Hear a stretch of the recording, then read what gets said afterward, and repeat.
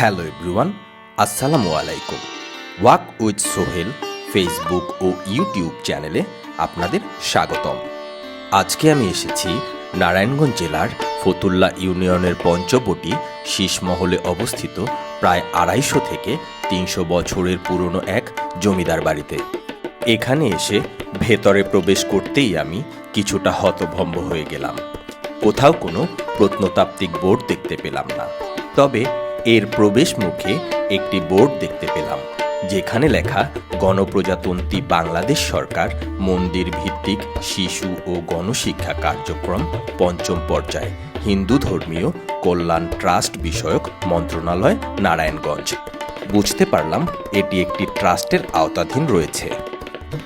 জমিদার বাড়িটি দূর থেকে যতই দেখছি ততই ভালো লাগছে। বন্ধুরা, এটিই হচ্ছে জমিদার বাড়ির প্রবেশের একমাত্র রাস্তা। এই রাস্তা ধরেই আমি হাঁটতে শুরু করলাম। উপরে ওঠার সিঁড়িটি খুবই অন্ধকার, গা ছমছমে পরিবেশ। ভেতরে প্রবেশ করতে আমার কিছুটা ভয় লাগলেও আমি মোটেও পিছু হাঁটার মতো মানুষ নই। মোবাইলের ফ্ল্যাশলাইট দিয়েই উপরে উঠতে শুরু করলাম। সিঁড়িগুলোর অবস্থা খুবই খারাপ, একটু পা পিছলে গেলেই সোজা নিচে গিয়ে পড়ব। অযত্ন আর অবহেলায় ক্ষয়ে যেতে শুরু করেছে চারপাশের দেয়ালগুলিও। শ্যাওলা ধরেছে একসময়ের জাঁকজমকপূর্ণ জমিদার বাড়িতে। এ যেন দেখার মতো কেউ নেই। থাক, এগুলো নাইবা বলি। আবছা অন্ধকার সিঁড়ি বেয়ে উপরে উঠতেই দেখতে পেলাম সুবিশাল খোলা এক ছাদ। বন্ধুরা দেখুন, কত সুন্দর খোলামেলা একটি ছাদ, কত পুরাতন আমলের বিল্ডিং, কিন্তু ছাদটি একেবারেই এখনো অটুট রয়েছে। এই খোলামেলা ছাদেই হয়তো জমিদার বাড়ির সদস্যরা ঘুরে বেড়াতেন, নিতেন মুক্ত হাওয়া। সেই সময়কার সেই অনুভূতিগুলো একটু কল্পনা করার চেষ্টা করুন।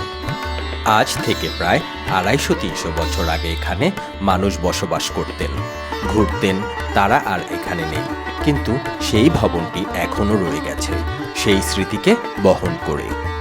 জমিদারি প্রথা বিলুপ্ত হয়ে গেলেও বাংলাদেশে ছড়িয়ে থাকা প্রাচীন জমিদারদের স্মৃতির সাক্ষী জমিদার বাড়ি দেখে একদিকে যেমন জমিদারদের শৌর্যবীর্য সম্পর্কে ধারণা পাওয়া যায়, অন্যদিকে ঐতিহ্যের অতল তল থেকে ঘুরে আসা যায় নিমিষেই। অতীতে সমস্ত জমিদার বাড়িই ছিল কম বেশি জাঁকজমকপূর্ণ, কিন্তু বর্তমানে সংস্কার ও সংরক্ষণের অভাবে জমিদার বাড়িগুলোর সেই লাবণ্য আর নেই।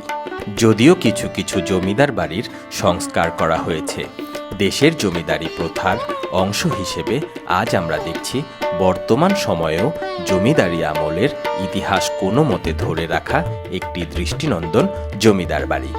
জমিদার বাড়িটি শীষমহল হরিহরপাড়া এনায়েতনগর ফতুল্লা নারায়ণগঞ্জে অবস্থিত। বর্তমানে জমিদার বাড়িটি রাধা গোবিন্দ জিওর বিগ্রহ মন্দির নামে পরিচিত। স্থানীয়রা এই বাড়িটি সম্পর্কে কিছুই জানে না, তবে স্থানীয় কিছু মুরব্বীদের কাছ থেকে জানতে পারলাম এটি প্রায় 250 থেকে 300 বছর পুরনো। এখানে এক সময় এক জমিদার তার পরিবার নিয়ে বসবাস করতেন। পরে তারা সপরিবারে কলকাতা চলে যান। তারপর বাড়িটি পুরোপুরি পরিত্যক্ত অবস্থায় পড়ে থাকে দীর্ঘ কয়েক যুগ।